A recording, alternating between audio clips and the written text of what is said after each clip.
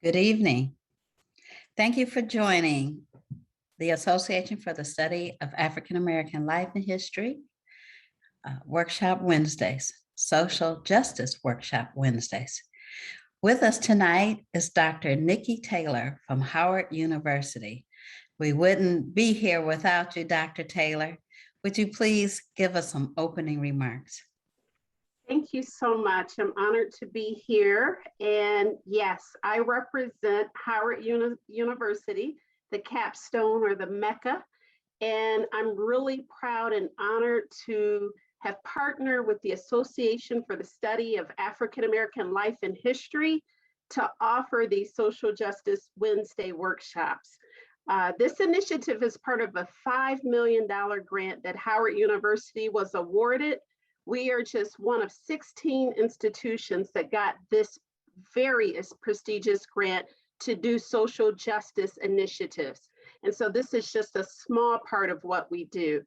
But we are very honored to be a part, and we hope that this workshop today will have us all talking and thinking about how we can use these kernels of knowledge in our own communities. Thank you. Thank you so much, Dr. Taylor, and thank you for partnering with us on this Mellon Just Futures Social Justice Grant. I'd like to now introduce Dr. Evelyn Brooks Higginbotham, President of ASALH. Dr. Higginbotham? How is everyone this evening? It is so great to know that you're out there. Welcome to Social Justice Workshop Wednesday. This is workshop 104 of the Association for the Study of African American Life and History.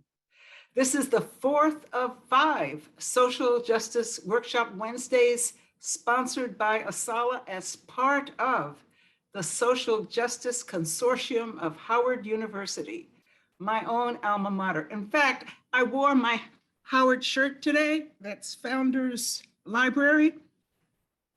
We are pleased to be here with Nikki Taylor, who has brought us into this larger project that was made possible by the Just Futures grant of the Mellon Foundation, because it speaks to ASALH's belief that the knowledge necessary for achieving social justice can never be a conversation reserved only for the university classroom.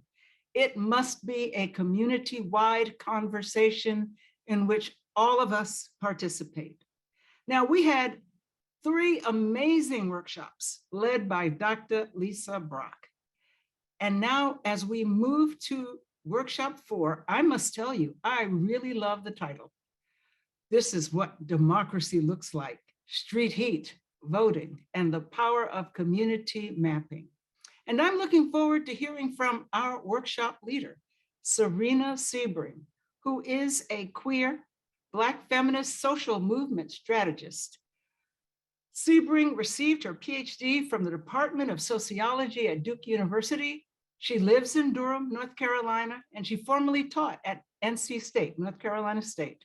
She is a passionate, on the ground social justice activist, working with groups such as Southerners on New Ground, also known as SONG, Durham Beyond Policing, the Movement for Black Lives, and also the National Bailout Collective. And when I think of that last organization, the Bailout Collective, I think of the ASALH Film Festival during our conference just last week, when we featured the documentary Misdemeanor, which exposed the injustices associated with the incarceration of people on misdemeanor charges. And this specific injustice is directly related to Serena Sebring's activism.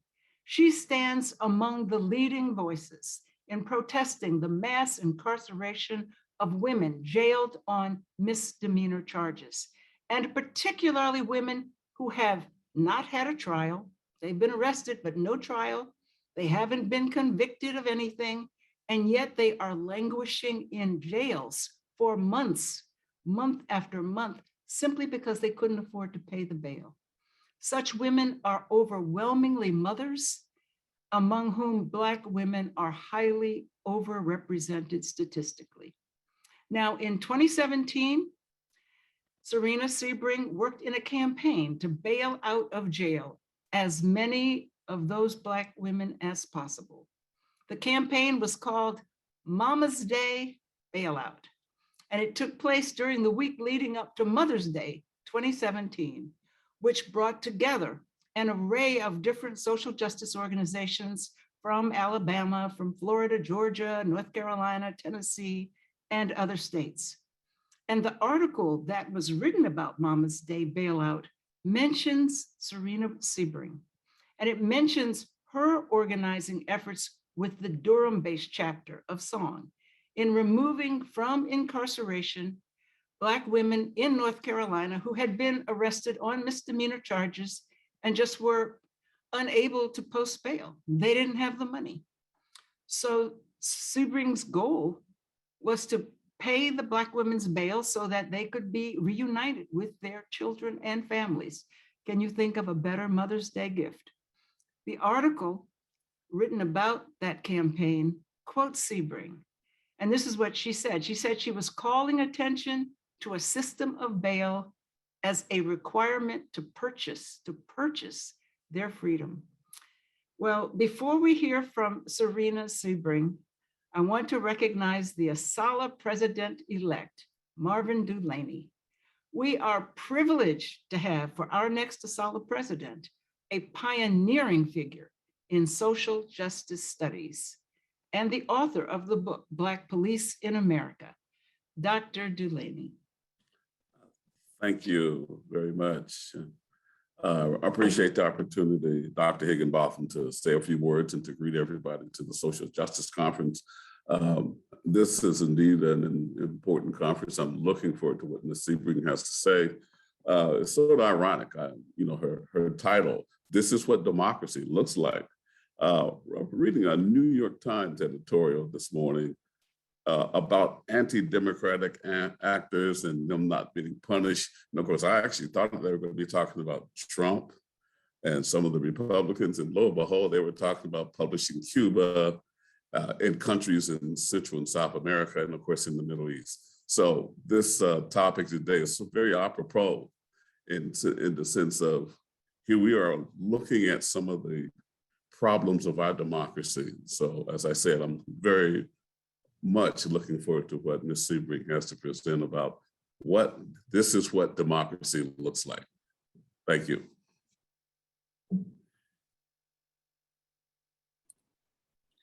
Good evening. Thank you so much, Dr. Dulaney, Dr. Higginbotham. It's my great honor to join the conversation this evening. Dr. Sebring, could I just please remind them about how we'll be interacting tonight so that hopefully it'll be as smooth as possible for you. So again, I see you all in the chat. Thank you so much. Let's keep that chat going. You'll probably have plenty of questions for Dr. Sebring as we go along. We have moderators in the room that are looking at the questions, that are looking at the chat, and we'll present those questions to Dr. Sebring. And at some points, she'll stop and ask for what's there because we're all in, this virtual world in different locations. So they are working on her behalf, and she'll be asking for that feedback. And then just one last reminder, which is our last workshop will be next Wednesday, October 13th. It will be presented by Alice Kim and Emily Hooper Lansana, and they'll be talking about exploring the impact of mass incarceration. So sorry to interrupt, Dr. Sebring. It is all yours. Thank you so much. Thank you so much. It was a good time to just say how very much we want this to be an interactive conversation. And so I appreciate that clarification and invitation. My name is Serena Sebring. I use she and her pronouns. As I said, I'm greatly honored to be part of this conversation. Send my gratitude to ASALH to Howard University, to Dr. Lisa Brock, who's been a tremendous support as we've developed out what I think should be a really good conversation this evening. The title is Show Me What Democracy Looks Like. And I'm going to go ahead and share my screen now so that you all are able to see presentation. So again, thank you so much for this invitation. And I look forward to an interactive conversation about democracy, about safety, and about power building in our communities.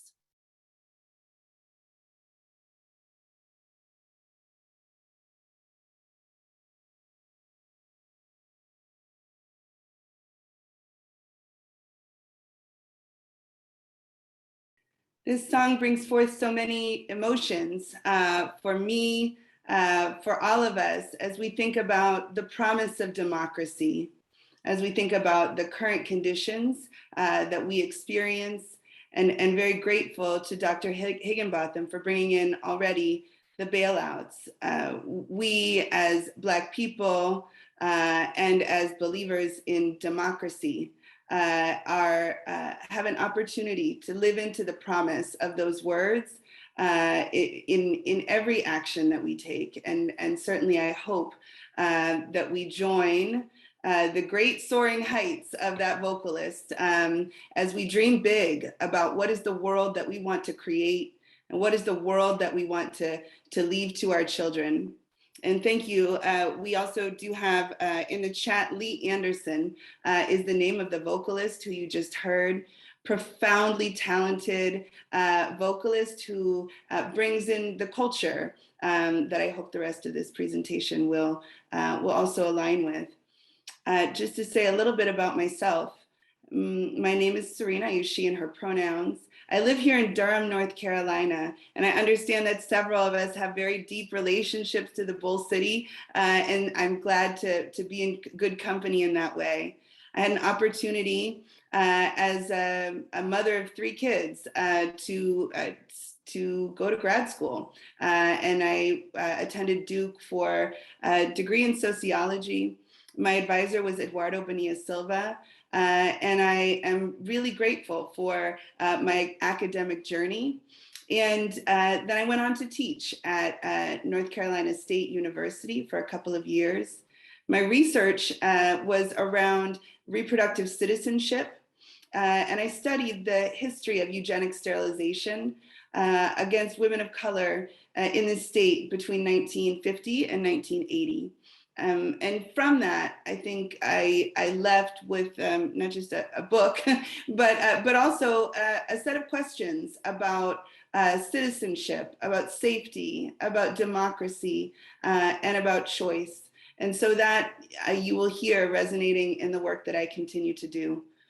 After that time of teaching, I went into what I think of as a process of applied research in sociology as an organizer, sort of a second round of graduate school, and was honored to be part of a winning team at Southerners on New Ground for 5 years following that. I learned a lot about community organizing and local change by making mistakes, by building relationships, and by trying to change the conditions, the material conditions of myself, of people like me, people like my grandmother who had 13 children.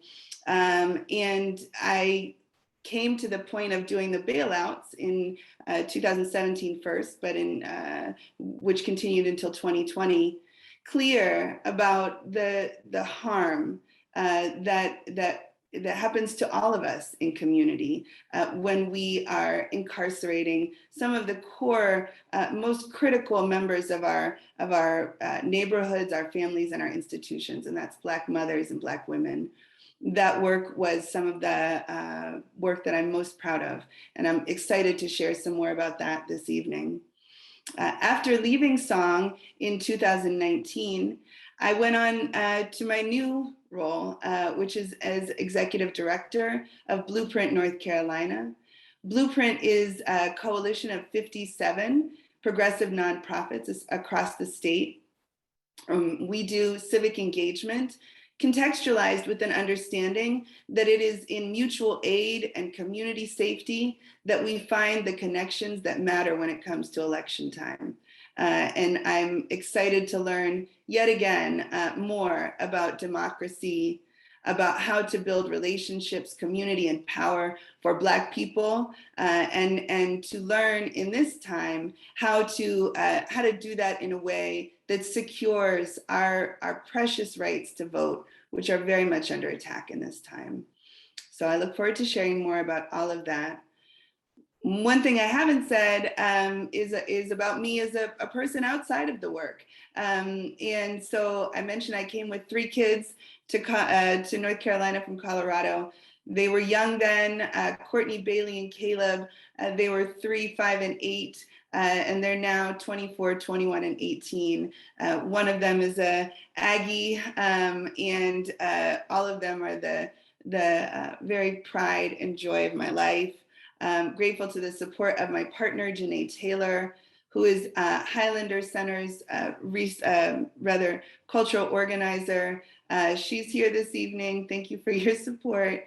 And I thank you all for being with me. As Dr. Higginbotham said, I am on the ground most of the time. And though I have given a 90-minute lecture or two, it's been a while. So I hope that this isn't a lecture, actually, and more of a conversation. And I know that we are in a format that doesn't always make that very easy, but we do have some ways to bring more voices into the conversation, which just is in line with the strategies that we'll be sharing. So please do listen for the times when I ask for your input in the chat box. And in general, please make generous use of the Q&A. We do have some support, some tech support, who will be collecting people's questions and comments and bringing them to this side of the webinar, and I can address them there. Overall, I just look forward to sharing about the journey that I've been on in the context of these larger questions about democracy, safety, and community that we'll be discussing. And so with that, we'll go back to the presentation.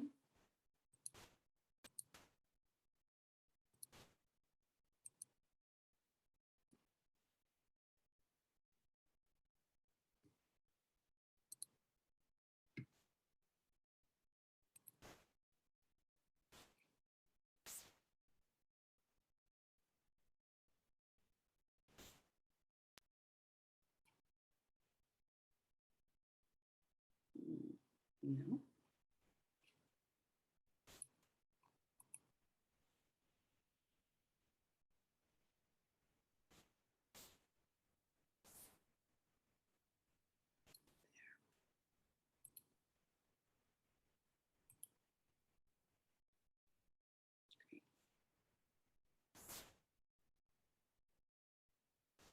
So we'll start with an invitation.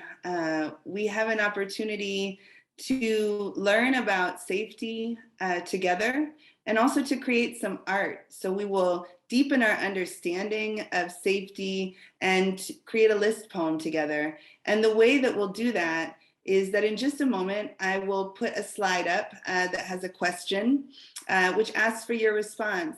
And I would say, go ahead as soon as you have an answer to this question and just put it in the chat, but don't press enter. When I say a list poem, what that will do is if we all hit enter together, we will see a list of our responses. So I'll give a cue for when to hit enter as you fill in your answers to the question that I'm going to share. Our first question of the evening that I would welcome your response to is, when you think about safety, what is the first thing that comes to mind? When you think about safety, what is the first thing that comes to mind? And go ahead and put your answers in the chat box, but don't press send, don't press enter just yet. I'll give a cue. I'll say 3, 2, 1, enter. Wonderful. Wonderful. When we think about safety, we think about home, peace, family, happiness, being free from physical harm. We are safe when we have life, when we have love, when we have home and family and protection. When we have freedom, we are safe. When we have comfort, we are not getting hurt. We are safe when we have physical safety, and we are safe in our connections to family. This is a very important concept, actually, as we think about democracy. And so as we continue to understand better how we stay safe, how we understand safety, we can conceptualize a democracy that is based on keeping all of us safe, even in a world where that is not the case right now. That was great, y'all. We're gonna do one more. So we'll do just like that again with this question. Think back to a time in your life when you felt the safest. Just take a moment and think back. It might be early in childhood, it might have been recent, but a place or a time when you felt as close to perfectly safe as you are able. And then in the chat box, I would ask you to share, where were you in that moment of safety? And who else was there? Where were you and who else was there? So go ahead and put those answers in. Don't press enter just yet.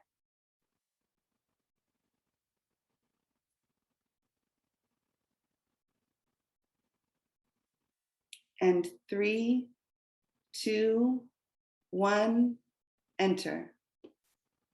Beautiful. Beautiful. These are the people who create safety in our lives every day.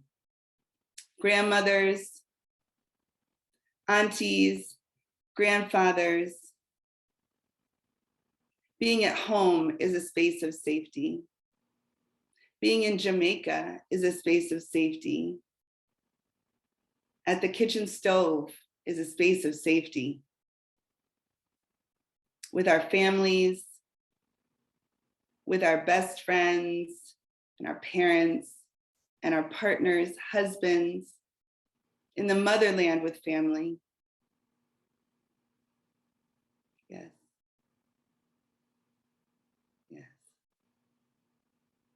Children and alone, being at church with family. What do you notice? This is not a chat box question, but a reflection question. What do you notice in the poetry of these answers? I see such a wide variety of where we are. And I see a lot of similarities in the people who keep us close.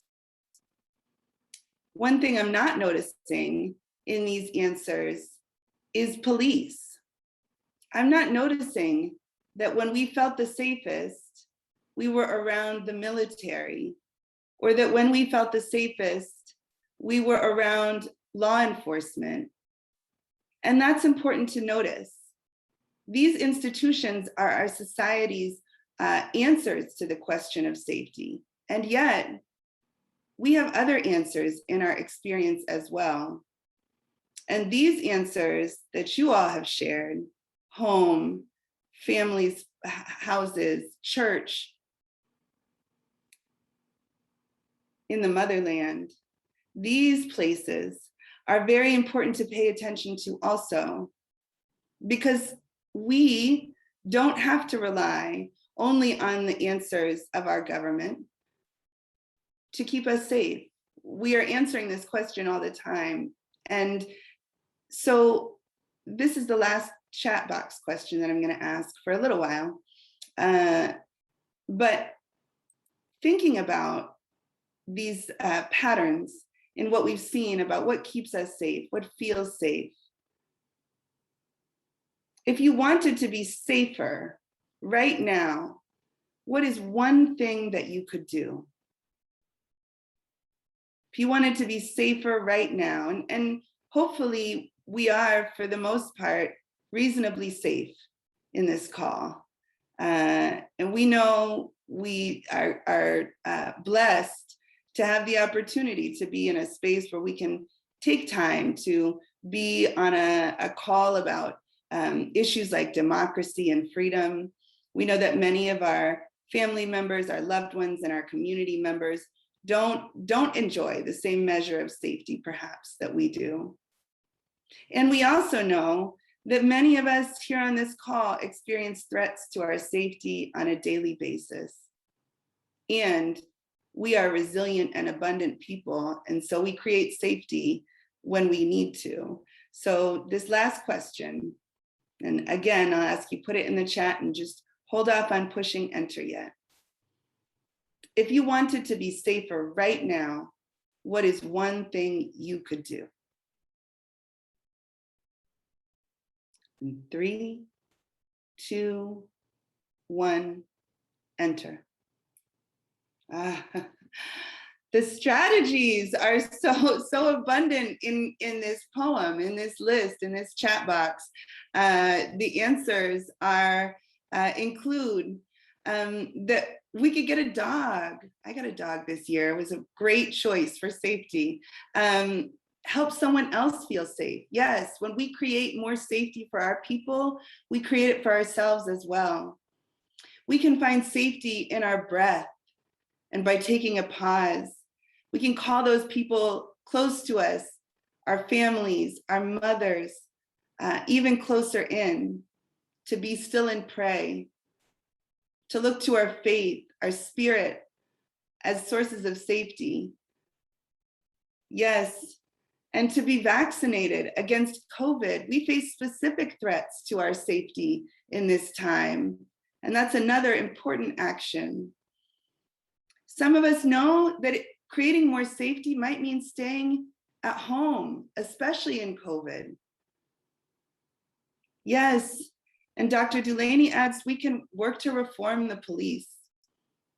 Perhaps there could be more of the strategies that we see in this chat box in the form of governance. If we take the opportunities before us to share these strategies and to insist that we can be safer than we are right now. And I'll just read these last few. End white supremacy and racism. Leave the country. Relocate. Lock the door because it is unlocked, but feel safe enough. That would be safer. Limit some of the people that I allow to be in my space. Defund the police. Educate community about humanity. Change the temperature to 85 degrees. That's important. Change my attitude. Be safer with people who are discerning of others, and get vaccinated and call those close to me. And I really welcome this last one as such an important strategy to get to know my neighbors. The work ahead, if we want more safety for all of us, will take more of exactly this last thing, to get to know our neighbors and our communities much better than we do right now. What other resources for safety do we have that we're not calling close and could be? So I thank you so much to all for the contributions to this conversation in the chat box. And I have another couple of questions later on in the evening that I hope folks will continue to engage around. For now, a few definitions. So what is safety? It turns out that while we know clearly what it is, where it comes from, how we create it, the definition of safety is somewhat elusive. We see here on the screen a few different approaches to understanding what is safety. From a standpoint of thinking about the state in sociology, we might say that the first aim of government, in fact, is to secure the right to life life, liberty, the pursuit of happiness.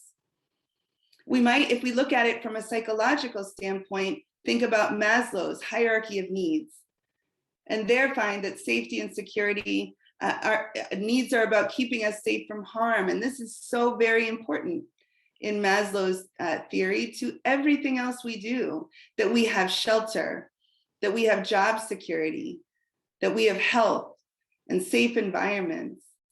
If you're familiar with this framework, it looks like a pyramid, and that's why it's called a pyramid of needs. And at the very bottom of that, our basic physiological needs are food, shelter, and just above that is a whole category of what are needs for safety. And if we ever want to get to self-realization or the higher levels of functioning as individuals even, we know that we must attend to those needs for safety. And then finally, if we look from a perspective of human rights, we could turn to the United Nations Declaration of Human Rights, which says that everyone has the right to life, liberty, and security of person. Security of person.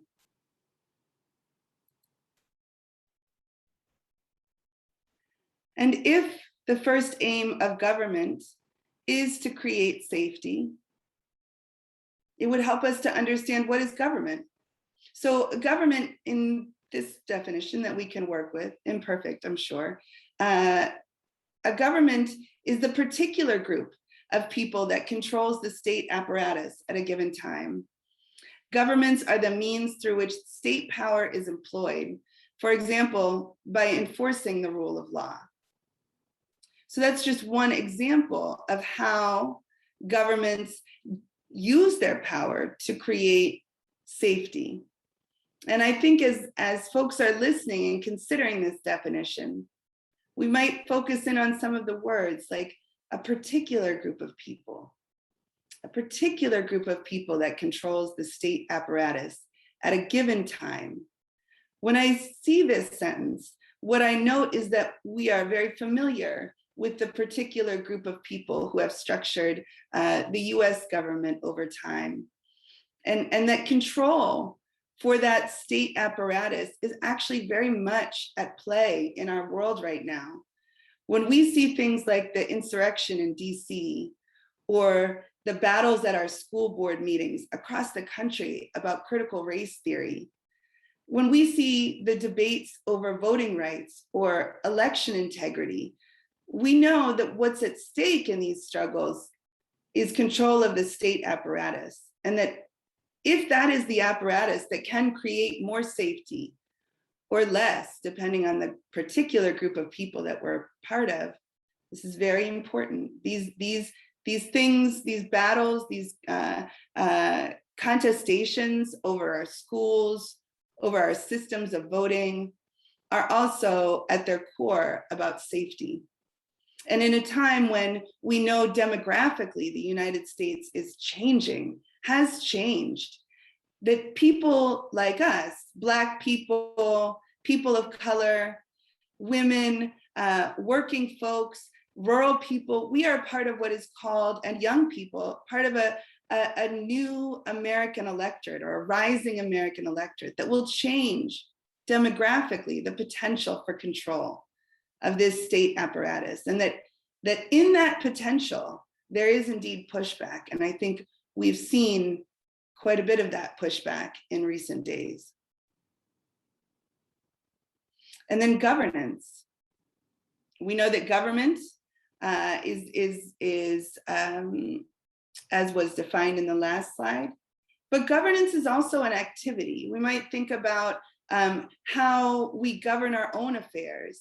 Some of those aunties and grandmas and mothers and fathers and communities that were just lifted up in the chat box have ways of managing, ruling human affairs that have been full of both innovation and culture. And those are very important as well. So when we think about governance, the activity, making decisions about how we rule human affairs, we know that that's not limited necessarily to that one particular group that is in control of our our government, but it, in fact, involves a much larger cast of characters like us.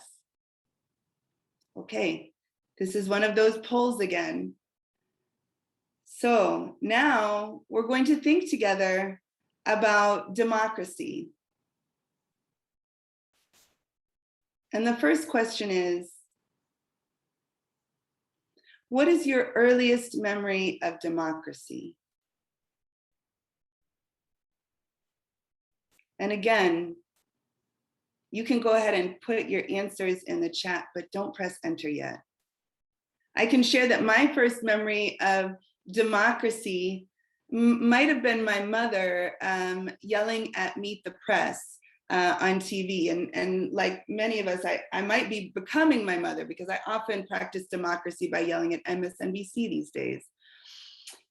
So that might not be exactly what you were thinking of, but all of us at some point, whether in childhood or adolescence, came to a sense of what is democracy.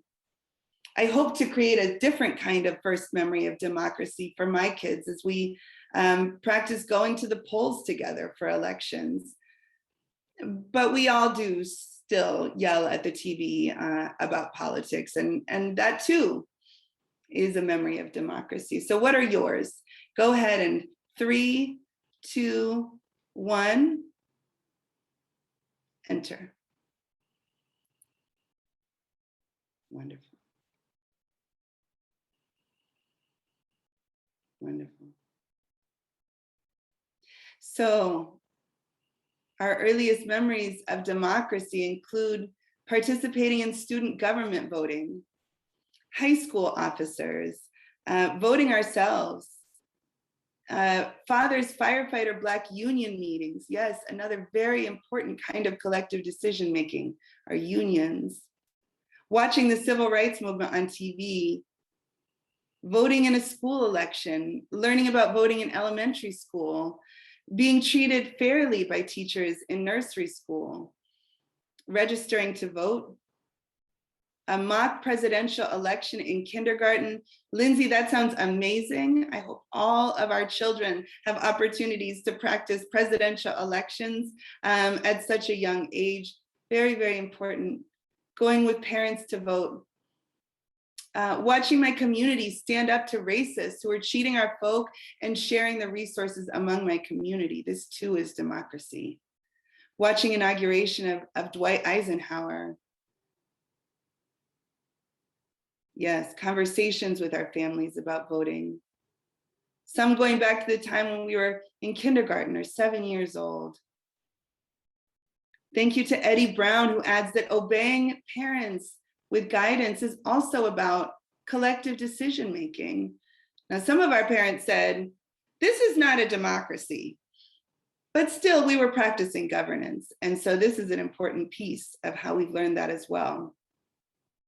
The Pledge of Allegiance in elementary school. This is a core experience for so many of us. Watching the desegregation of schools. Attending first grade public schools is an experience of democracy.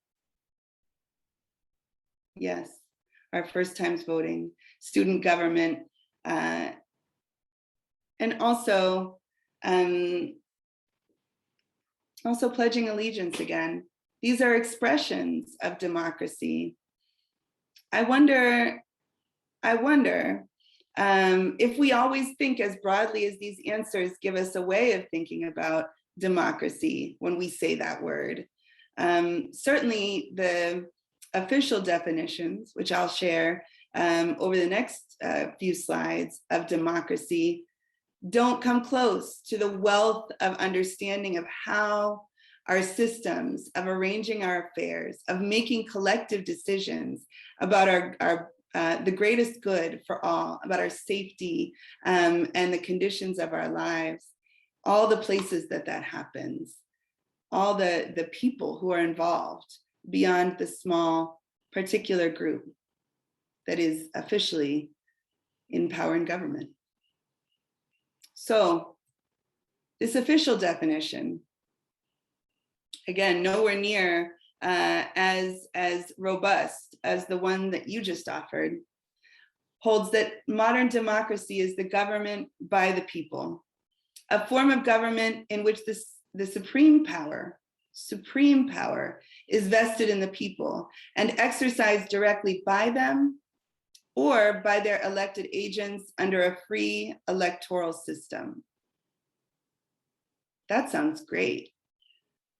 I don't think, correct me if I'm wrong, I don't think that many of us, if any of us, have ever experienced a supreme power over the conditions of our government, or that we necessarily have accomplished this ideal of a free electoral system. And there are reasons for that we can turn to some trusted voices to reflect on, because our people are so brilliant. We have an alternative, a more nuanced and more holistic understanding of abolition democracy here, offered first by W.E.B. Du Bois, talking about the abolition of slavery, and then later revived and extended by Dr. Angela Davis. And this definition of democracy contextualizes that perfect sense that we had just seen, contextualizes this free electoral system within the reality that we are 400 years in to a structure of unfreedom, that as we left slavery, we did not leave behind its impact on our democracy. So important to understand both the ideal and the realities about how democracy shows up, and specifically to the experiences of Black people historically in American democracy. So when we think about abolition democracy, it is required that we develop new ways of preventing and redressing violence, while more expansively envisioning justice anew.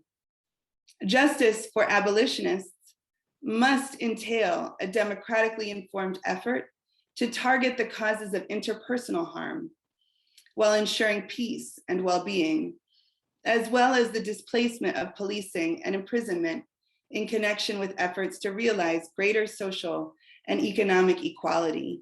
This comes from a really brilliant essay that I'll send a link to in a resource list called Envisioning Abolition Democracy.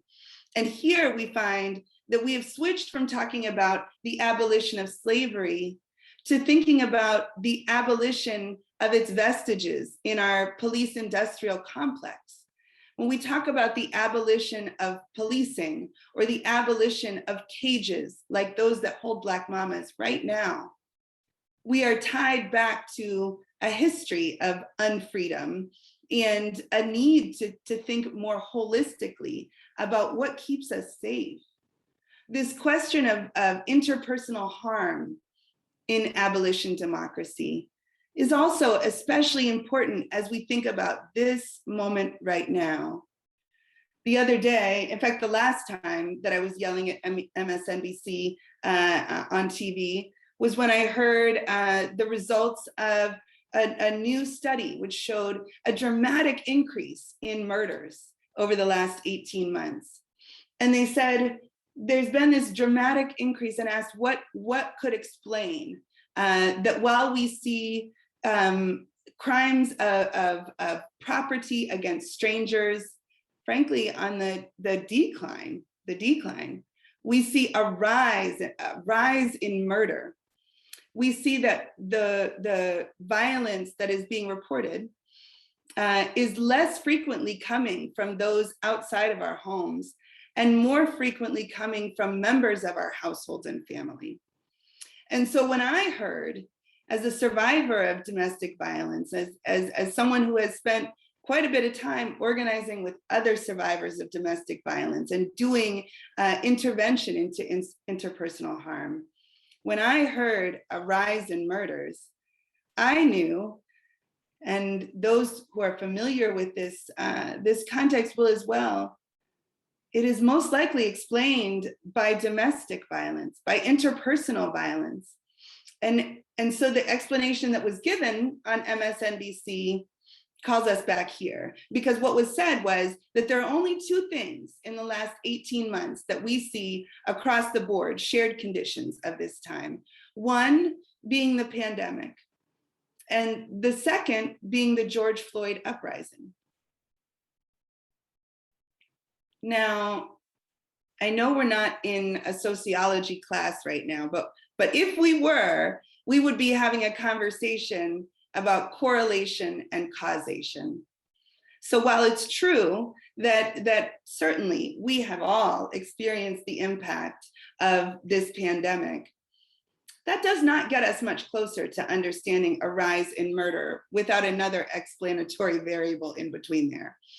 And if we think about the George Floyd uprising as a cause of murder, we again are left without a cause that clearly links these two things. But what we know as people who are experiencing a swing back, a backlash against the massive changes that were called for in the racial reconciliation of the last year, is that there's a great deal of blame being laid in wrong places. And so we have to question, if we take this concept of abolition democracy seriously, what it would take for all of us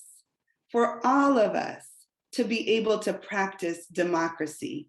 Not a 3/5 version of democracy, not a lesser version of democracy, but a real inclusive and anti-racist democracy. And what Du Bois and Angela Davis call us to understand is that we would have to create systems that don't exist right now. We would have to, in addition to the answers of criminal justice or law enforcement, we would have to create institutions that can attend to things like interpersonal harm, that can attend to domestic violence without just landing more people in cages. And we would have to gain new skills.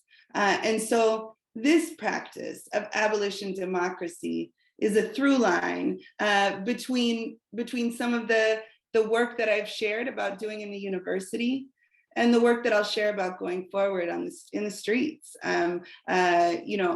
Understanding that we are all we've got. In some ways, we are the people who will rise to the occasion and create more safety for ourselves. And we are inviting others into it. As I said, we often look for those who are looking for us, and all those who are willing to get on Team Justice are welcome. And we know that we as directly impacted people, as a product of 400 years of systematic and cultural oppression, cannot rely on the systems that were created to oppress us. And that is what this definition really brings forward for me. I'm going to go ahead and just bring some of the brilliance from the chat in here, and would welcome also for folks to drop questions in the Q&A, and we'll stop in just a moment to take those before moving on. But for now, I think it's very important just to name some of the things that folks are offering here. That the pandemic lockdown had a significant increase in domestic violence. For many women, home is not safe. Yes, absolutely.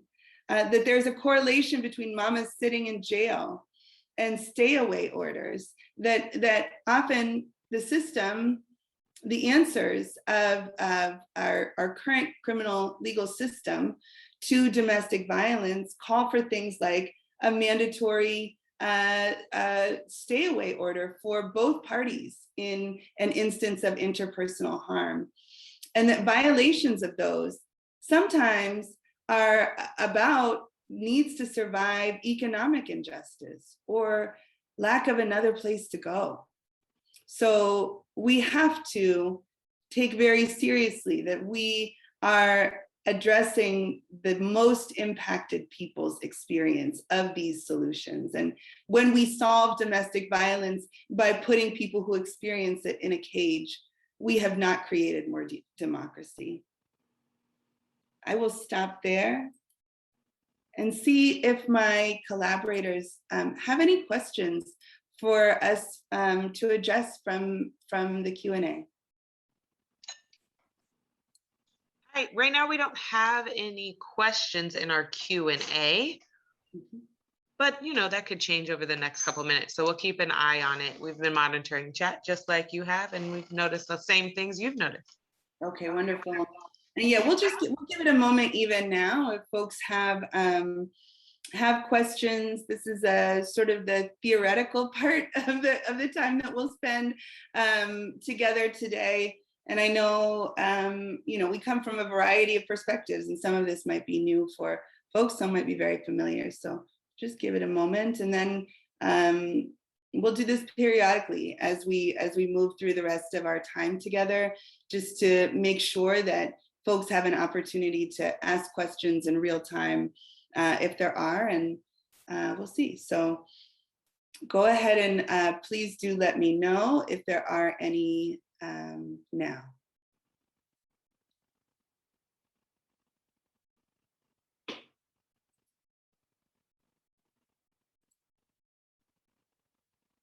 Okay. Yep, we are still question free. I think people are just taking, oh, we got one that just popped up in their chat. It says, when you start organizing, do you have the word survivor in your language? This is a great question. Thank you. I can speak from my personal experience that when I started organizing, not only did I not have the word survivor in my vocabulary, I didn't necessarily have a great understanding of organizing in my vocabulary either. So when I would date my earliest experiences with organizing to my first year at Duke University, actually in graduate school. And I came in 2005. As I said, I was a mother at that point, and a survivor also. And the first year that I was on campus as the only Black woman in my department was also the same year of a very famous, infamous maybe, rape case, the Duke lacrosse rape case. And so as the case grew in prominence in our local news, and eventually national news, as a survivor and an isolated Black woman in my department, I began to look to this new home of Durham and say, where are my people? Where can I find others who might understand the conditions that I'm facing and what this experience is like? Because the climate of that case was profoundly steeped in rape culture, was full of questions about, well, as Dr. Higginbotham would say, the politics of respectability. And so the question at stake then was, you know, is this survivor telling the truth? That question drove me, because I didn't know where else to go, to an African dance class that happens in our community every Monday. There's a Monday African dance class. And so though I didn't know a lot of people, I had heard about that. And I went to this gathering and met someone who would become a real influence on my organizing. Her name is Kai Lumumba Barrow. She's an amazing activist, scholar, artist, founder of Critical Resistance. And at that point, she invited us over for a potluck. And I think if you'd asked me then, what is organizing, I would have thought it had something to do with, you know, ordering our closets better or you know, color coding. But at this first potluck, I had an opportunity to learn from her and others who had gathered about building power, about listening deeply to community, and about healing ourselves. That one potluck was a transformative experience in my life, but also gave rise to a group that became known as Ubuntu. Ubuntu modeled after the South African concept of I am because we are. And Ubuntu at that point was made up of about 25 or 30 Black women, women of color, gender nonconforming survivors of gender-based violence.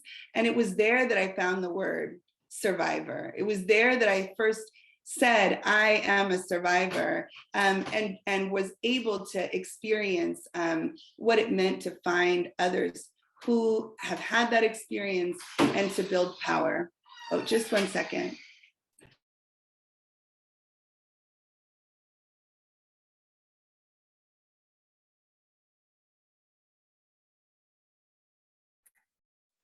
Thanks. It's real in this Zoom world. We have other things going on, so I just wanted to pause for a moment. But I really welcome that question. Thank you so much, because coming to understand myself as a survivor was a very important part of this journey. And the work that I did and that we did as Ubuntu was my first opportunity to learn about some of these alternative institutions of safety.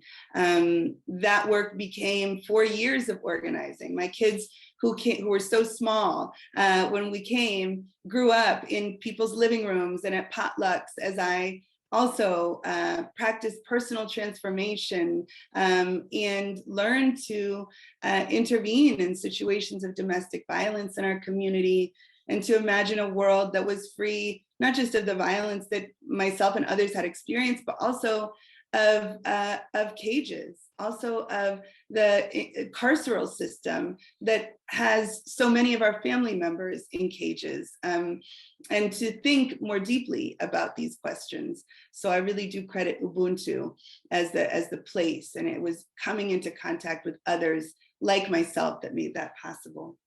Thank you. Sorry, I saw another one in our chat, and it kind of goes with what you just talked about, your resources and what you use. It says, please elaborate on the resources for Black women experienced greater domestic violence during COVID. Have these resources, I guess, in your opinion, increased or decreased during COVID?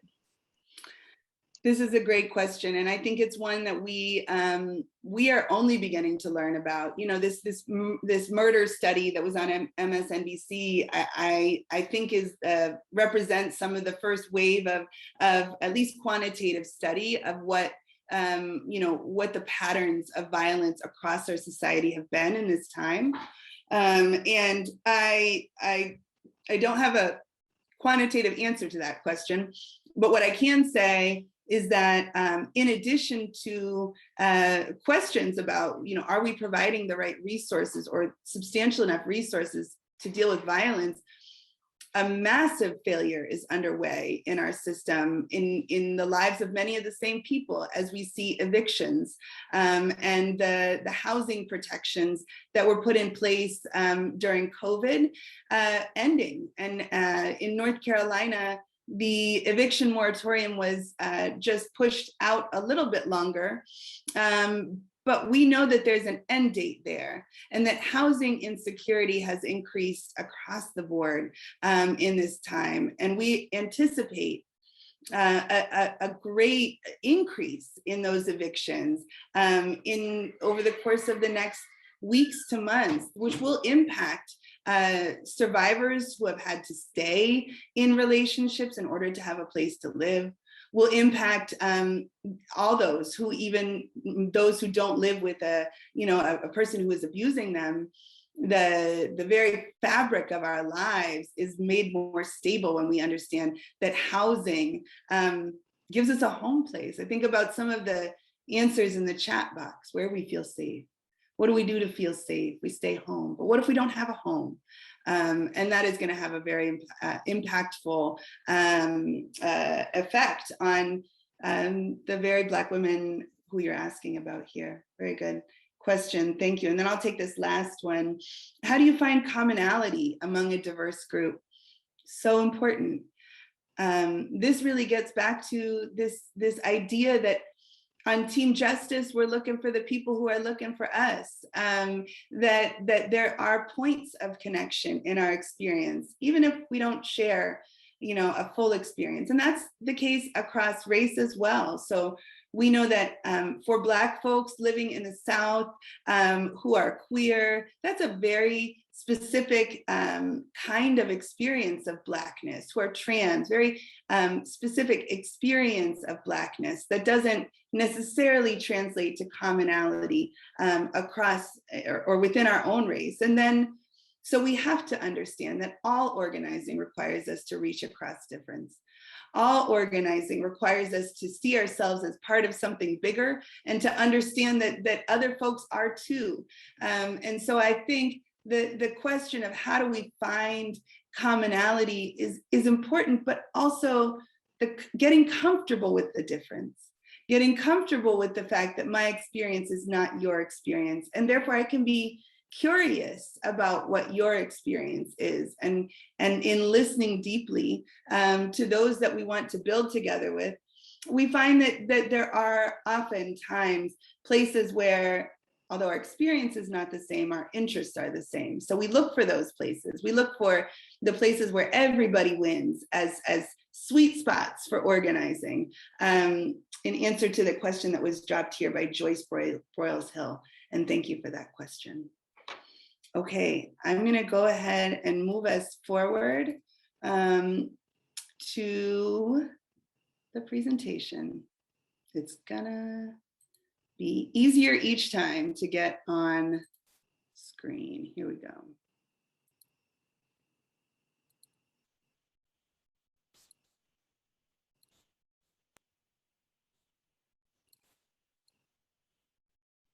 Great. And what we've been getting at here in some of the places of conversation, of question, how do we create more safety? How do we govern? How do we attend to the affairs of ourselves and our communities? We find this core tension. What is individual and what is collective? That when we think about democracy and governance, we're inherently talking about the collective. Meanwhile, we have experience of that as individuals. And your question about finding commonality, it really puts us kind of squarely in the middle of these two arrows, that how we understand the sweet spots of organizing or the places of connection and shared interest, that is what ties us to the collective. And there are a few things that do this that we'll be talking about. So we've talked about democracy as a mechanism that helps us to navigate individual interest and collective best outcomes. We also might think about organizing as the space where we find the tension between individual and collective is a very productive tension. And in my experience of organizing with Ubuntu that I was just sharing, this was fundamentally the lesson. I am because we are. What impacts me impacts you, and what impacts you impacts me, though not in the same, necessarily the same exact way. So we look for the places where our experiences meet each other. One of those has to do with how we practice democracy at the polls. And if we think back to the very important questions that Du Bois and Davis were raising about our practice of democracy and where it sits within our legacy of institutionalized slavery and oppression, we find that meets at the polls often. And in particular, it met at the polls in 2020. You're seeing a picture of a badge, a gentleman wearing a badge of the Oath Keepers. And this is a group that many folks have come to know as their participants in the insurrection of January 6th. This is a group that was also very familiar to us in North Carolina for some time before that. Oath Keepers are a militia group, and they have their own answers to what safety looks like, what democracy looks like. And those answers have not aligned with the needs or opportunities of Black people in particular in our rural areas. So while many folks in the US were just hearing about them after the January 6th incident, we in North Carolina, in the context of election protection work, have been tracking these groups for some time. And what we found is that Oath Keepers and others like them have not slowed down in terms of the voter intimidation practices that many of us think of as happening in the past. That folks in Eastern North Carolina, I'll talk a lot about Eastern North Carolina because that is where most rural Black populations are in our state. It's also where 65% of our unregistered voters are in our state, and most directly impacted by climate change. So things like hurricanes are very impactful to this area of our state. Another thing that's particular about Eastern North Carolina is its history of voter intimidation and a real lack of response, community-based response or official response to practices like bringing coffins out to polling places, which happened as recently as 2018 in several counties. This year, in the midst of the pandemic, we started to see the Oath Keepers, showing up on the news in a whole other way around the question of reopen, around the question of COVID, and then eventually around the accusation of election fraud. All of this was an escalating trajectory towards what we expected to see was, active militia groups at the polls in 2020. And in fact, the work that we had been doing to track this allowed us to implement a community-based safety model at the polls that I don't know if we'll have time to talk about today, but it's really important that we understand the intersection of safety and democracy and the intersection of groups like the Oath Keepers with those who are entrusted with the collective safety of all residents of North Carolina. So one particularly dangerous aspect to this group is that while they have been credited with doing things like I mentioned in terms of leaving coffins at the polls or driving by Black polling places, predominantly Black polling places, and terrorizing people who are in line. They are also some of the most deeply embedded with the sheriffs or associations in our state, as well as with military. And we're starting to hear some of this reporting coming out of the January 6th investigation as well. And we know that this is the legacy right here, that when we have Klan members and Oath Keepers who are entrusted with protecting the very populations that they are oppressing, we have a recipe for unequal democracy, and that is very much what we have seen for far too long. So show me what democracy looks like. In some of our places, it looks very much like this. An example of this, this is found in Pasquotank County. Pasquotank County is the one that you'll see in red. And as I've shared, in Eastern North Carolina is home to many rural Black populations and small communities. In Pasquotank County, the county itself is not primarily Black.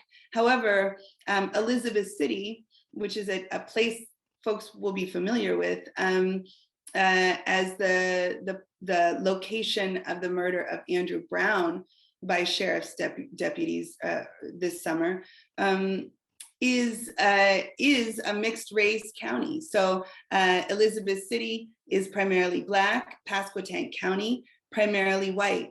And the important thing to understand about that when we have a situation like the murder of Andrew Brown occur is that the governance behind some of those images that we've seen, the pickup truck with the soldiers hanging off of it, who rolled into this Black neighborhood and eventually shot Andrew Brown Jr., those are controlled by the sheriff, and our county governments are the ones who are in charge of sheriffs. And so when we have a mismatch between a Black population at the city level and a predominantly white county, we have a recipe for exactly what happened there. We saw the police chief, who was Black, on a very separate side of the investigation, and the sheriff, who is white. And we also heard from local community members in Elizabeth City about what happened as the nation and the state became more aware of what was going on with that investigation. You might recall Andrew Brown Jr. was murdered in his driveway. And then there was, for much of the summer, contestation about the tapes, the police tapes that would show who did that. For 40 days, these folks that you see on your screen here with the signs and others in community held peaceful protest to request nothing more than the tape. They had this chant that they would say, "We want the tape, the whole tape. We want the tape, the real tape." That was the chant. And if we think about, show me what democracy looks like, and we think about a people for 40 days chanting, "Show us the tape, give us access to the truth, to information," we start to understand some of these tensions. Another thing I'll say that maybe didn't make national headlines was that the people of Elizabeth City, while this 40 days of peaceful protest was going on, were living under a state of emergency, which was put in place by the sheriff. So in the state of emergency, what that meant was shutting down local businesses early, if not entirely, restrictions on travel and curfews. And so those kinds of, I would say, extreme measures against a protest of approximately 20 to 40 people on any given night, visit the impact of this investigation on the whole community. We heard from local Black business owners that their business was struggling, not just because the hours were shortened and the people weren't allowed to come out and frequent their businesses in the same way that they were, but also because their staffing had been compromised by the dismissal of students at Elizabeth City State University, which is an HBCU located in Elizabeth City. It's part of our HBCU system in North Carolina, but only in Elizabeth City during this occupation were students dismissed. It was during finals week. They were given 48 hours to vacate those dorms so that sheriffs and other law enforcement could be brought in. They called it mutual aid from other counties and communities in North Carolina. And by the end of August, what we saw was hundreds of law enforcement officials lining up on both sides of the street as 5 or 10 protesters were taking their rightful place to call for truth and accountability.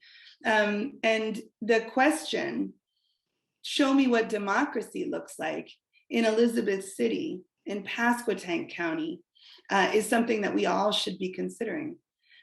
Because as we understand, authentic, anti-racist, inclusive democracy cannot have a differential system of protection or decision-making that limits the rights of some of our most promising young leaders, as well as an entire community.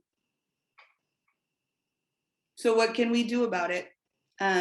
What do we as people who are not in the official specific group that is making these decisions right now, some of us are increasingly, what can we do? The answer of history says we can build a movement. So what is a movement? A movement is another form of collective action. Just as governance is collective action, organizing is also collective action. Organizing also is how we make decisions about resources and how we enact the changes that we want to see, with or without the acknowledgement and consent of those who hold official state power. So a social movement is a persistent and organized effort involving the mobilization of large numbers of people to work together to either bring about what they believe to be beneficial social change, or to resist or reverse what they believe to be harmful social change. And the answer is here. If we think about it in this way, then government is not something that we have. It is something that we do together. We govern in our families, in our churches, in our schools. We govern in our movements. We make decisions about what is best for the collective. And we can have impact, even though not official impact, very powerful impact over the government that is, as we seek to make the changes that we know authentic democracy requires. And so this is where we'll spend the rest of our time together this evening, to look at what are the people's tools. How do we build a movement? How do we govern? And how do we create alternatives that sustain our safety better than the existing systems that we have? The first of which is something that many of us took part in, and many more beyond us took part in, just as recently as last summer. The global uprisings in the wake of George Floyd's murder are perhaps the quintessential example of mass protest. And the power of that protest, though it has not stopped these murders, has clearly escalated to the official forms of government that we have. So now we are considering questions around police reform. Now we are considering questions around the rightful role of policing and safety in a whole new way, in engaging questions about allocation of resources, defunding the police, investing in Black communities, and how do we think about what are the specific other institutions that we might need to create or invest in. And so all of that was escalated, was pushed forward by millions and millions of people around the world in the streets. And that's probably people's first association when we think about movement, is mass protest, and a very important, but not the only tool. It again brings us back to this core tension. How do we create change? I think about the daughter of George Floyd saying, "My father changed the world." And that is absolutely true. That is absolutely true. And if change requires that sacrifice of all of us, we don't have governance in a way that is in line with the will of the people. So we hope that the benefit of the collective will one day take less sacrifice from the individuals who we are becoming just increasingly and repetitively familiar with, the sacrifice of those who experience this kind of harm. And there are others. So yes to mass protest. And then there's direct action. The bailouts are an example of direct action. I have some videos to share about those. Voting and elections are people's tools. Democracy defense, community defense, mapping and building are all very important tools in our toolbox. So yes, we'll start with direct action and how we bring the heat. Turning now to another time Durham was in the news that folks might remember.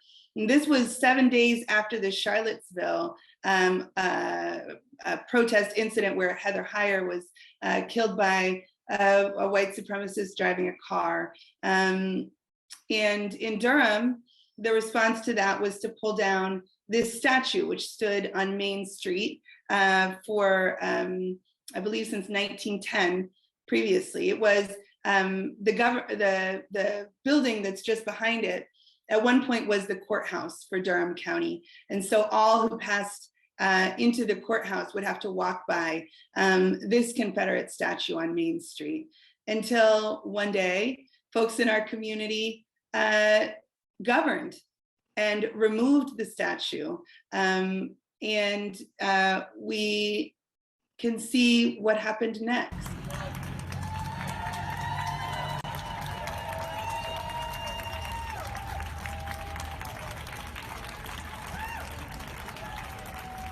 This line that you're seeing in the video there is a line that is joining the protesters who removed the statue at court on the day that they were to face charges. So while in the days between when the statue came down and their first court date, those who were being sought by police were experiencing a kind of individual accountability for the removal of the statue. We had another way of framing it, that we also can take responsibility for the things that we want to see in our communities too.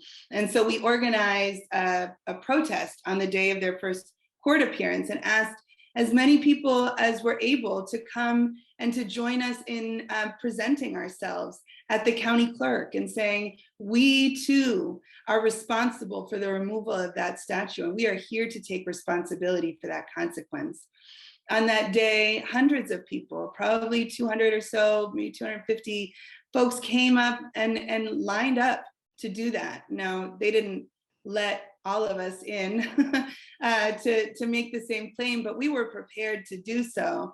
And for us, what was the action of some was a reflection of the will of all. And so making that will visible was a real goal of this action here. And you can see this is one of the things that was quoted from that day. All of us are willing to share the cost of our freedom. And if we think about George Floyd's daughter's sacrifice, what if all of us were willing to carry the cost of that tragedy? What if beyond one day or 1 month or one season in the streets, we took seriously that as a collective, we are implicated and have the opportunity to change those conditions? And this was an action that really brought that to light in my experience.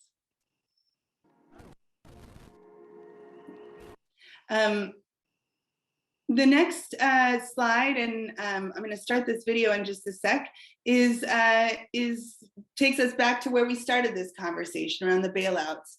The video comes from 2019, and as Dr. Higginbotham mentioned, we started bailing out Black women in 2017. And it really was just a question that was put forward by our executive director at the time, Mary Hooks, who said, what if we just bailed out all the Black mamas? What if we just made it rain on our communities and we collectively raised the money to change those conditions? And that one question, but what could we all do, led to a movement that we are very grateful for Asala's support in. So this video, there's 2 others that will follow in about 3 minutes each, comes from the National Bailout Collective, and I think really does a good job of capturing this people's tool.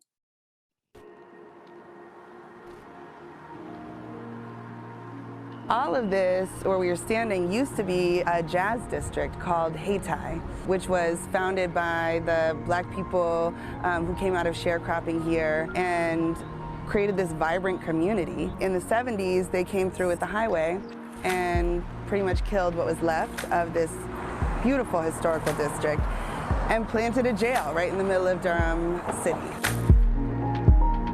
Durham was known as an economic center for Black people. It's been about a span of 10 to 20 years where we've seen a really big influx of gentrification happening and that's changed the dynamic of the community. Gentrification has fed into over-policing of Black, brown, and poor people in our community.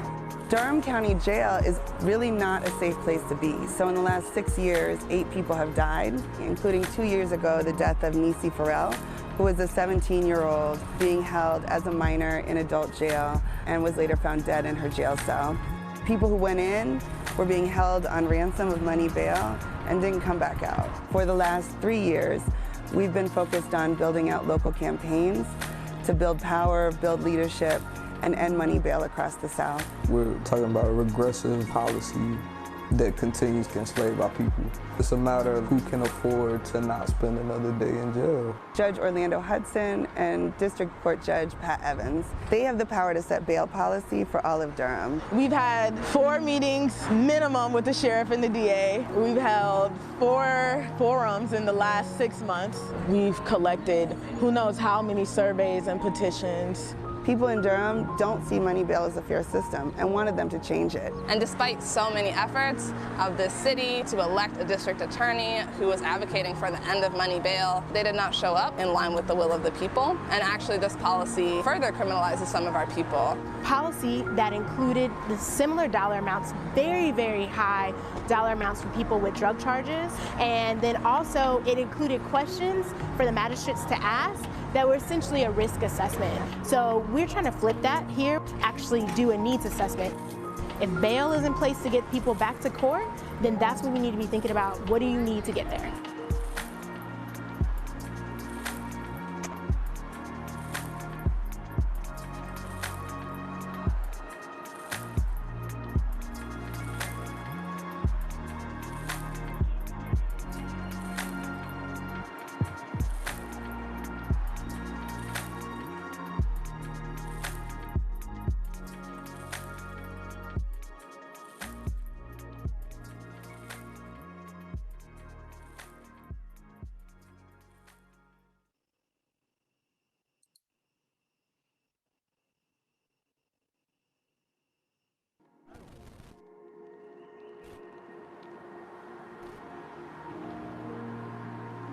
All of this, where we are standing, used to be a jazz district called Hayti, which was founded by the Black people.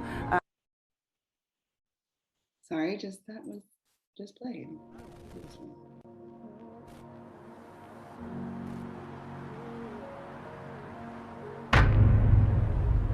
Black mamas are like the backbones for our communities, the nerve centers. And so when our Black mamas are inside, then our communities continue to hurt outside.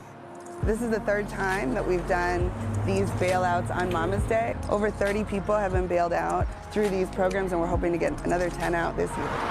When we see Black mamas come out of jail, it feels like a reunion. It feels like we're welcoming our community member home. It feels like we're doing what we're supposed to do. Like we should be here every single time one of us comes out of this jail to celebrate them, to welcome them back, to offer them support, and to ease them back into our communities. Yes, I'm just glad we I feel great. I'm ecstatic. I'm in stitches. I didn't sleep last night. I'm just so happy to be out, and I'm ready to see my children. It's so powerful to hear them come out of jail and share that they had no idea how else they were going to get out of this cage without community. When people end up in jail without having been convicted of anything, we can lose our jobs, we can lose our families, we can lose our homes. And when you leave this cage innocent, having lost money, you also have your life in shambles. No one deserves that. And this community of support is exactly what we deserve. We've been lobbying and pushing our judges and our local officials to stand with community, to listen to the voices of the people who live in Durham, who say that we don't want our people to be in cages anymore.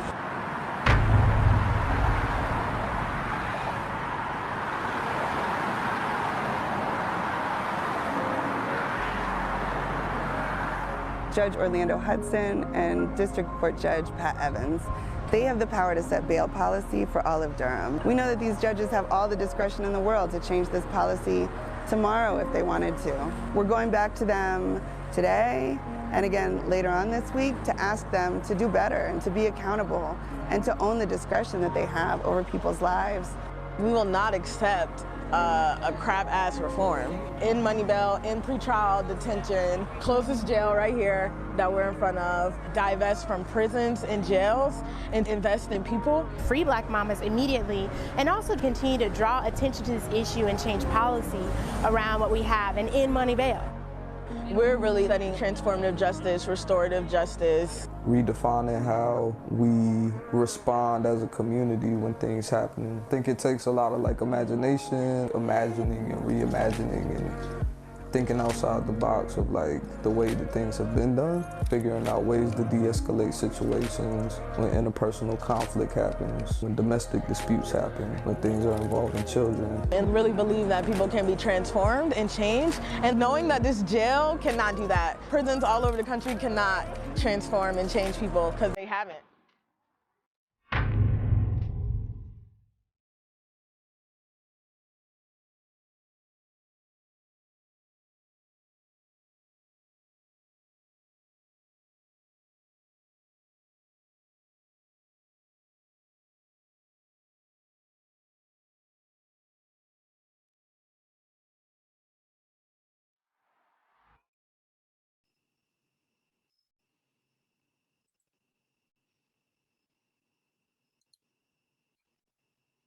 Okay, so thanks for a little journey to some of the work that we've been doing about money bail. And I do see there's some questions that I want to respond to. I also just wanted to give a little context. The action that you saw at the end, where my colleague and I were chained to the gate. That gate there is the one way that police vehicles can enter the jail in Durham County. And so there's two gates, but one goes in and one goes out. And so we did not block the exit, but we did make a commitment that after bailing out another 14 Black mamas ahead of Mother's Day, that we would go back, that we would escalate, because escalation in direct action is part of how we put pressure on our elected officials. And in this case, we were really trying to make a claim and make it clear to our judges and to our district attorneys who are decision makers in these cases, that we were not satisfied with a very incremental kind of reform that was being offered at that time. And so the action logic, folks who practice direct action think about it as an action logic, meaning we have an impact, an immediate real impact on the systems that we are trying to change. And the action logic of this action was to block the intake of Durham County Jail for as long as possible, to prevent more Black mothers from going into that jail, since we had just bailed out all who we could. So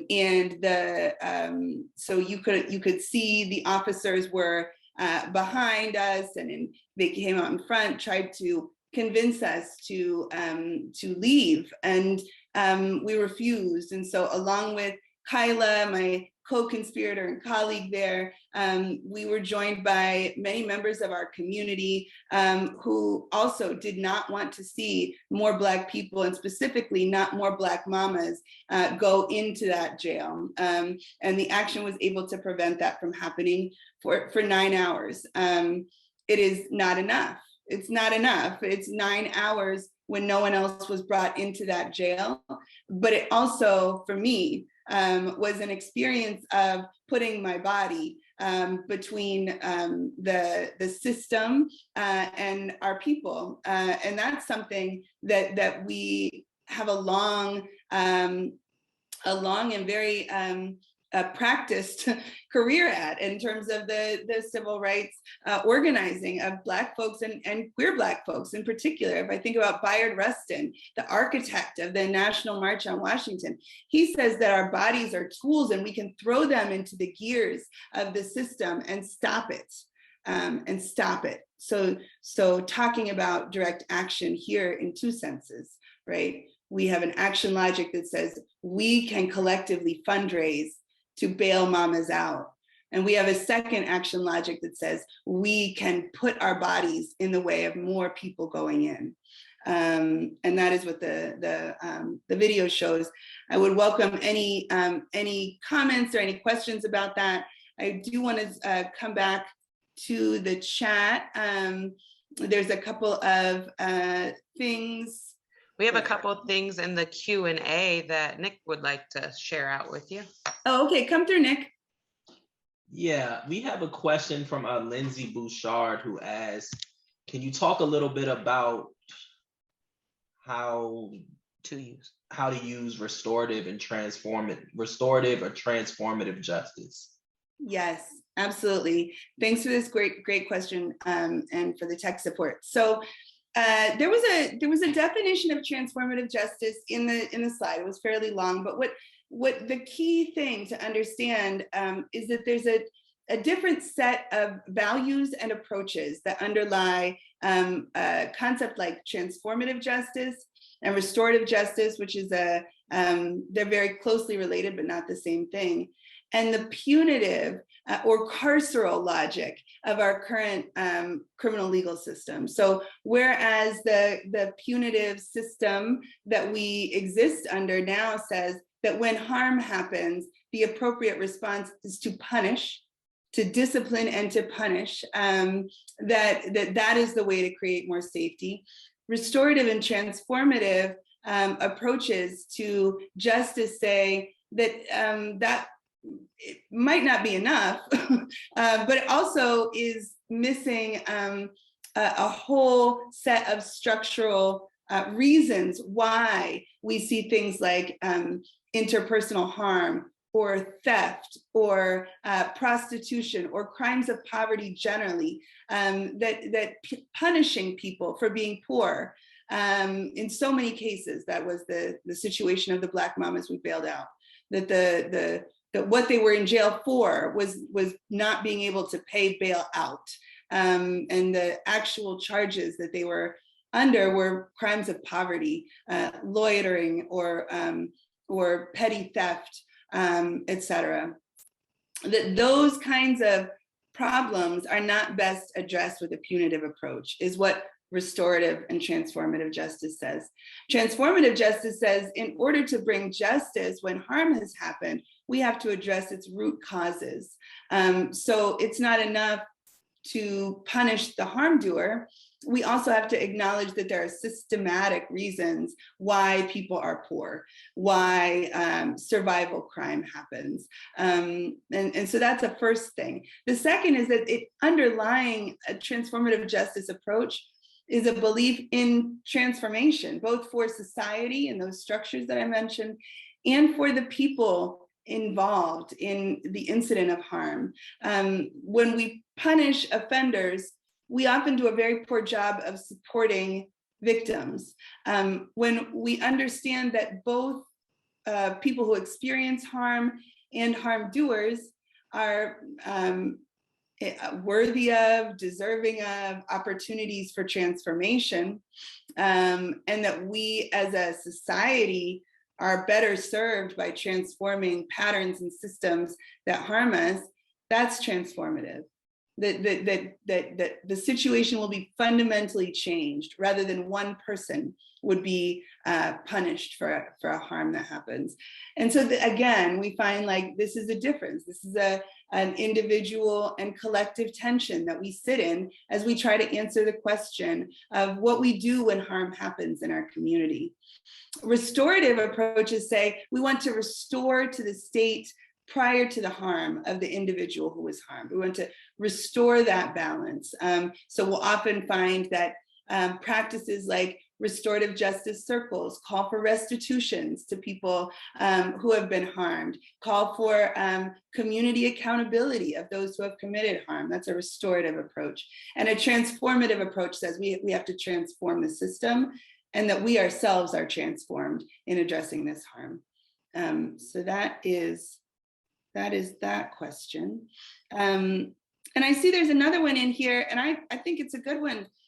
When women and children are being abused in the home and our people are killing each other in the street, isn't safety a very complex issue for Black people.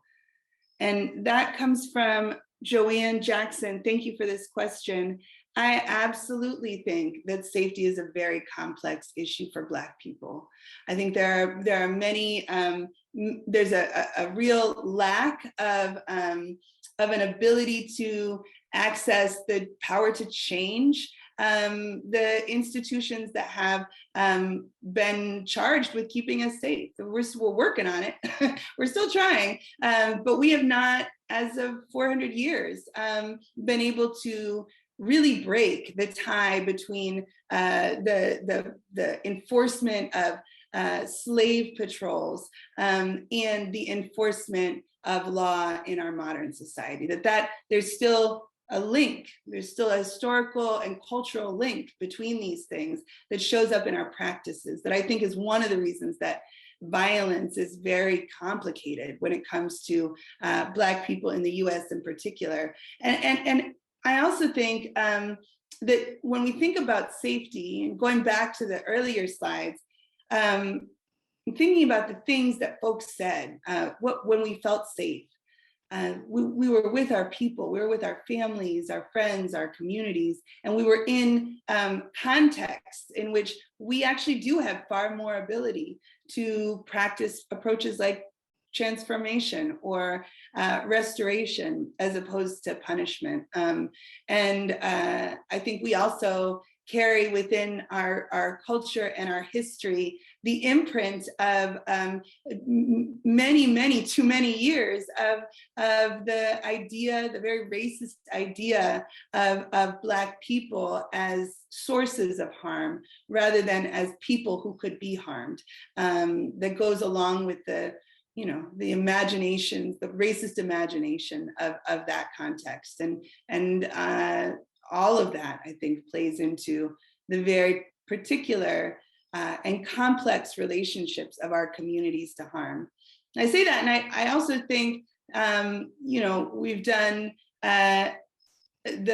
what Black people have done to create spaces of safety within that trajectory, including institutions like the ones that were named here tonight, is a testimony to restorative and transformative justice approaches. That as we have transformed the systems that we have had access to, that we have been able to, and in the incremental ways that we have pushed forward from a condition of unfreedom, that we should be listening very closely to what Black culture, Black community, Black family has to teach us that could benefit our society overall in terms of thinking about safety. I certainly wouldn't want to say that white folks' relationships to violence is any less complicated, and in fact more.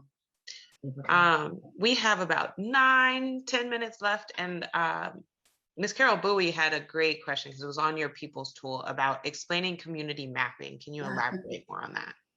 Yes, thank you so much. Thank you so much for asking about this. We are running shorter on time than I thought we were going to be at this point. So we haven't addressed it much, but community mapping in 3 senses is very important to creating alternative solutions. And one of the senses of community mapping, the first one I'll talk about, has to do with districting. So right now, in North Carolina and elsewhere, the very pressing issue before us is how we draw the maps of our electoral districts. And those who have the power to draw the maps have the power to shape the vote. And so this process based on the census, and it happens only every 10 years, is an opportunity for communities and for organizations to really engage our people in drawing maps. One of the ways that this is challenging is that we're not often very familiar with what exactly redistricting means. Like, there's most people on the street, if you ask what is redistricting, would not necessarily know it happens every 10 years or what the implications are. We're finding that many people know something about gerrymandering, which is a very damaging form of redistricting practiced in the South and other areas by folks to control specifically the Black vote. I mentioned my daughter's an Aggie. She's at North Carolina A&T, one of the oldest Black HBCUs in North Carolina. And until very recently, the districting had drawn a line dividing literally right down the middle of campus between the library and the dorms were two different electoral districts. And there was a reason for that. It was a very strategic attempt to disrupt the power of young Black voters. It's recently been redrawn, so all of campus now votes in the same district. But there are, as you would imagine, other examples like this all over the state. And so being part of efforts to communicate in accessible language with folks gives us an opportunity to make change at our local levels.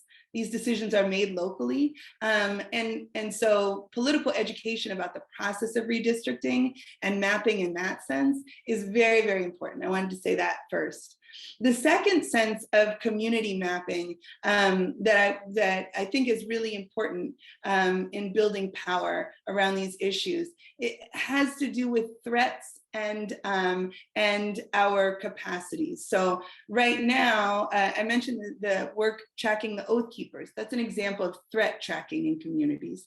We just launched a fellowship where people who are not in the university, but are in community and know things about the safety and the threats to that in community can spend time investigating each county to do a safety assessment that will inform not just how we protect people at the polls, but also how we can learn from the safety practices of our communities. So to lift up what are the strategies of safety that are practiced in our communities, and also what are the threats to them, and to share this information and not rely on the criminal legal system to be watchful or sharing, the strategies that our communities often come up with to create more safety. So community mapping in that sense is a real resource to building people power to transform these systems. And then the third sense of community mapping comes back to the level of, in one way, it comes back to the level of the individual and collective tension that we've been naming. And that sense is pod mapping. And folks may or may not have heard of this concept, but it's gained some popularity. It's probably a practice that our people have been doing for generations and generations, and now formalized and put in terms of pod mapping. But what it is it's a safety plan tool. You would draw a circle in the middle of a paper, and you would write your name in that circle. And then out from your circle, you would draw 5 more. Those 5 people would be people in your life who you would say, I'd like to have a conversation with you about safety and help to make shared and collective safety plans in that way. Who are you gonna call when things break down or when harm happens, if not the police, is a question that is actually a literal question that we have to answer. If we want to be less reliant on law enforcement as we know it, then we have to actually understand who else, what are the alternatives? And some of them are the specific 5 people in that circle, and you can branch out from there and make agreements. If I break my leg, please don't call an ambulance because I don't have insurance. That would be an important agreement to make, but just drive me to the hospital. When we have those conversations up front, and rather than waiting on an emergency or a crisis, we have more choices, and more choices is more power. So I would say community districting, pod mapping, and threat mapping are 3, and asset mapping are 3 really important ways of knowing more actionable information about how to create safety in community. And I see now that we are right up on time. So I just want to welcome back any closing comments from our hosts with gratitude for the time that we've spent. There's so much more to say. Let's stay in conversation. I'll send a resource list if folks want to read up more on the concepts that we've discussed today, and I also share my email address. And if there are specific questions that you have for me, or things you want to get in touch with about to continue the conversation, I welcome it. Thank you so much. Dr. Sebring, that was wonderful. Thank you so much. Would anyone else from the panel? I know Dr. Higginbotham, you had a few things that you had put out in the chat, and we learned so much today. Wow. Thank you so much, Dr. Sebring. I just want to emphasize when you were talking about the different levels of direct action, we've got to put voting as one of the big levels, because when you talked about that judge who changed her vote, if we're not electing these judges, unless she was a federal judge, if we're not electing these judges, then we don't have it. We elect the prosecutors. Voting is the most important thing. And what I put into the chat was, if you just look at North Carolina, in 2008, North Carolina went for Obama. You made a very important shift with education. You made a very important shift with taking race as accountable in court cases. There was a study from University of Michigan. Remember, in 2010, we had our conference in North Carolina. And Reverend Barber talked through I was supposed to give the speech. I only got 5 minutes because Reverend Barber did the whole, but how could I be mad with him? Because he was telling people, get out there and vote.